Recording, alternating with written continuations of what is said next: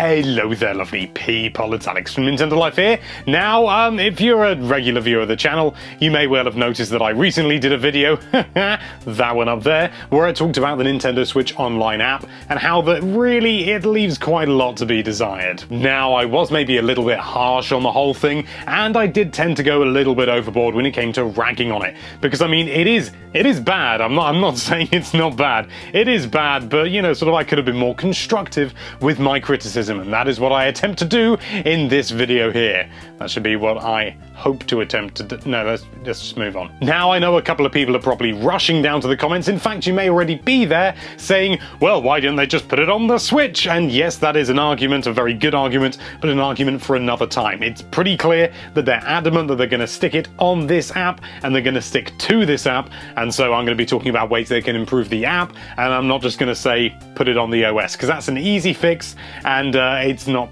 particularly constructive for Nintendo. The biggest thing overall is that this app has to offer some sort of functionality that Discord and that Skype do not offer in that regard. And of course, being the fact that they own the Switch, at least not my one because it's mine, but no, they own the Switch operating system and all that good stuff, means that they have the opportunity to do that. And they should make advantage of that. They should take advantage of it, not make advantage, although they could do that as well. So without any further waffling or stalling for time, let's dive right into things.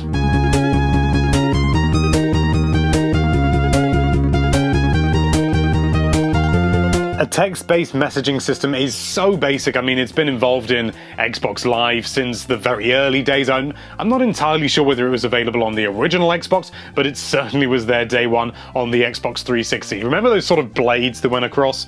I actually quite like them, and then they started to bloat it out with all this nonsense. I mean, yeah, you could argue, well, why wouldn't you just use Facebook Messenger, or why wouldn't you just use any of the other various different text-based apps? Maybe you'll even send a text to your friend to see whether they want to play a game. Well, the advantage that the Switch could have with the Switch Online app is the fact that it not only sends a notification to your phone, but also to your Switch. So if you're not looking at your phone and you don't hear it vibrate because it's on a duvet or a small cat nearby, it's entirely possible, then you can just see the notification in the... It'd be this corner. Sorry, I've got to do everything in reverse. Oh, lordy, lordy. The notification will appear in this corner, and you'll be able to know that one of your friends wants you to join a game, and that's something that you can't do with Discord and things like that. And maybe they were just, you know, sending you a message to just see how you are, in which case that's fine, and you have that option to do that. You just need to open it up and offer something that these other apps don't offer, and I think that's an important one.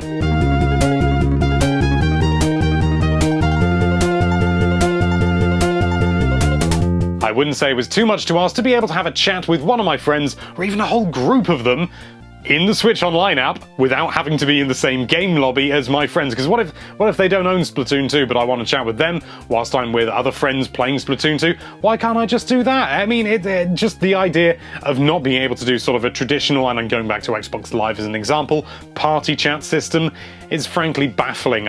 It's just so basic. Just create a room, anyone can join it, well, at least anyone you invite, for example, and yeah, just friends on your list, you just invite them in. Doesn't matter whether they're playing Splatoon 2, Super Mario Odyssey when it comes out, or anything like that. They can join in for a chat, and you can just make life a little bit more social. That's what Nintendo's all about. But of course, there are various functions in the app when you're in a lobby with, you know, select other people when you're actually in that lobby with them in-game, for example. You're in a private battle, and there are, you know, 8 people in the room, and you're all on the voice chat app, and you'll all be there, all muddling around together, swimming around like little fishies, having a ruddy good time, and then all of a sudden you go into the game and it splits you into your teams. That's genuinely really useful. So all you really need is your in-game lobby chat room, but you can switch to a party chat room if you want to.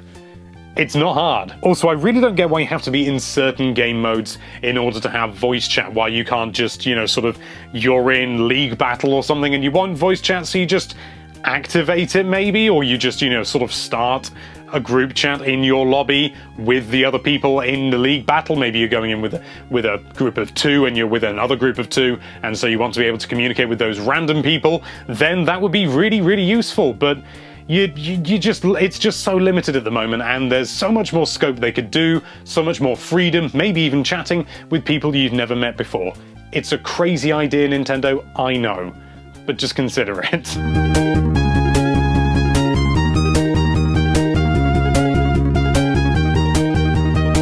case you didn't know, if you lock your phone or you try and go into a different app when you're running the voice chat app, the online app, and you're in voice chat, then it will just cut out. I mean, you won't actually leave the room in the actual app itself, but you won't be able to hear anyone, and no one will be able to hear you. Although I heard that sometimes some people can hear you when your phone is locked, but you can't hear them, so it's kind of useless. All in all, it's a terrible state of affairs. You've got to have the app on and open, and your screen on and lit the entire time, meaning that you are draining that battery faster than a big sink.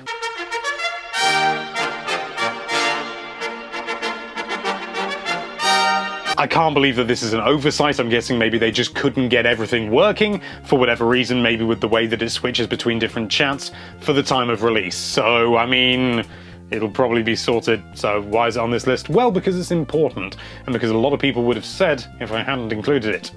You gotta think about these things.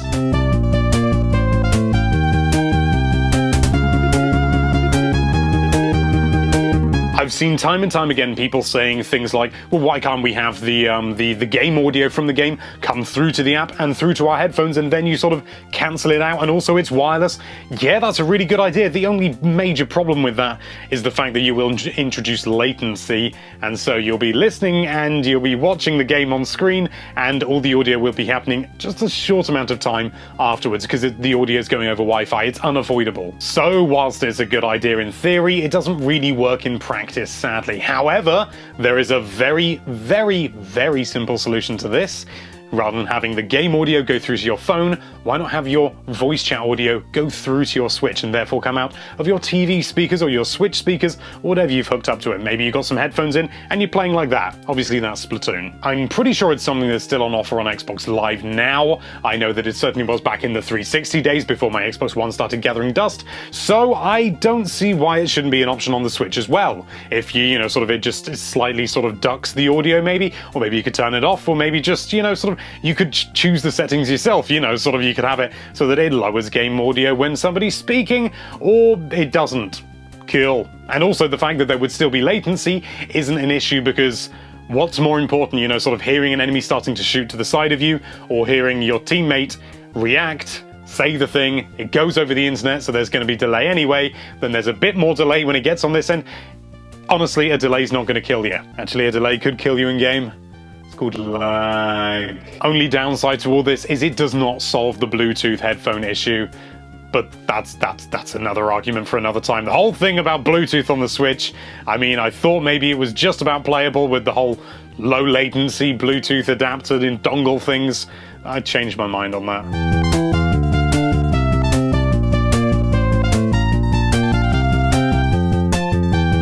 Why can't you have it so that when you get a notification, say a friend has invited you to a room, why does it only appear on the app and not on the Switch itself? Why not have the notifications come through on both devices? I'm sure it's perfectly easy to do. Notification up here, notification on your phone. Hello, I'm on the phone. You maybe open up the quick menu, or you just go to your phone and you say, yes, I'd like to join. And as long as you're not, say, in the middle of a game already, then the game can go, okay, yep, we'll do that. And maybe if you're in the middle of a game, it does it at the end of the game. Maybe it just does that. It's such a basic idea, and it could expand to so many things.